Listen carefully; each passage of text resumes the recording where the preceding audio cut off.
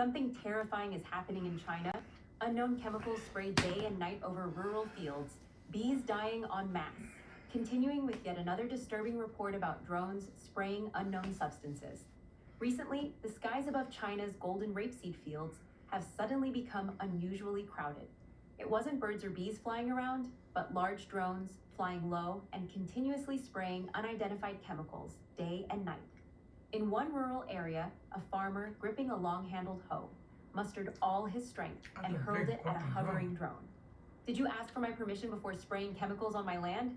You've killed my young crops," he shouted loudly, just before the hoe struck accurately, causing the drone to lose balance and crash to the ground. A second drone immediately fled the scene. Such confrontations between humans and machines are no longer rare across mainland China. Local residents are bewildered and outraged. They had never requested any spraying, yet drones kept flying over, releasing dark liquid onto rapeseed flowers and even wheat fields. What's more, mysterious individuals dressed in full chemical protective suits were seen quietly collecting samples from the fields.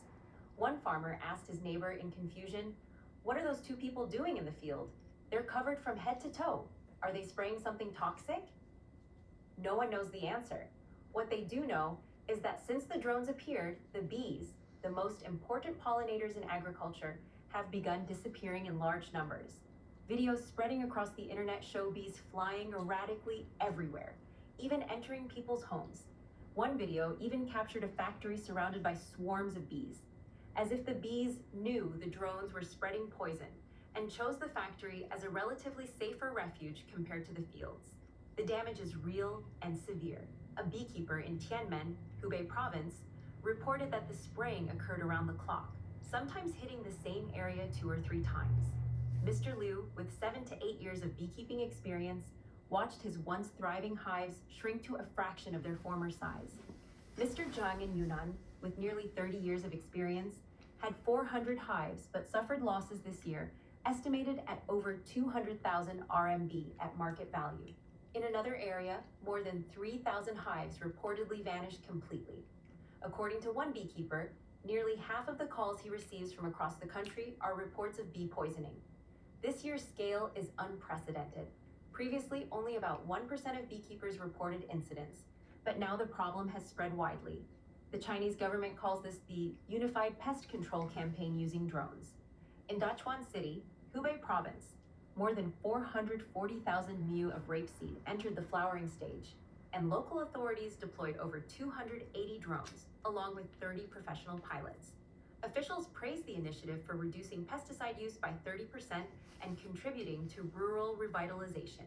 Similar large-scale operations are being promoted in other regions, including Chongqing, Yunnan, Guizhou, Hunan, and Jiangsu. It sounds impressive, but the reality is starkly different. Beekeepers in Hunan, Hubei, and Yunnan have reported massive bee poisoning caused by new generation neonicotinoid pesticides and organophosphorus compounds. These chemicals not only kill bees instantly, but also cause long-term damage to their reproductive ability. The timing of the spraying is eerily precise. It coincides exactly with the bees' foraging hours at midday when the weather is warmest. As a result, large numbers of bees are poisoned while actively pollinating, and many never return to their hives. The chemicals penetrate deep into the rapeseed plants, with a residue period of about 30 days, often longer than the time between spraying and harvest, meaning toxic residues remain in the crops. In other words, a time bomb has been planted right at the heart of the nation's food supply. When farmers called the police, the response was memorable. Instead of taking action, officers often scolded them. "This field doesn't belong to you, so why are you meddling?" They suggested going to the village committee or testing the chemicals themselves. Chinese regulations require at least 5 days prior notice to farmers within a 5-kilometer radius before aerial pesticide spraying, yet this legal requirement has been almost completely ignored. Many desperate farmers have even used tractors to destroy their own nearly ripe rapeseed fields as a final silent form of protest. The already struggling beekeeping industry, where honey prices have fallen to levels not seen in 25 years and over 80% of apiaries are barely surviving, has now received a devastating blow. These incidents have fueled even darker suspicions among the public. Beyond the drone spraying, People have reported unmarked boats dumping unidentified substances into rivers and lakes, fish being tranquilized with unlabeled eugenol solutions during transport, fruits coated in thick layers of wax, and swarms of ants dying after consuming certain foods. All of this has prompted a troubling question. Are these incidents mere technical mistakes or part of a coordinated campaign quietly sanctioned from above? Some outspoken voices warn that as long as the Chinese Communist Party remains in power, the fate of the displaced and dying bees may soon become the fate of the Chinese people themselves, slowly poisoned through air, water, and food, with nowhere to escape. Dressed in the polished language of rural revitalization and technological progress, this aerial pesticide campaign is instead pushing ordinary citizens to defend their land with hose, stones, and online outrage.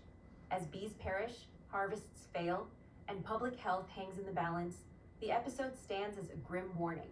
Even the most advanced technology turns menacing when wielded by those who disregard both human life and the natural world.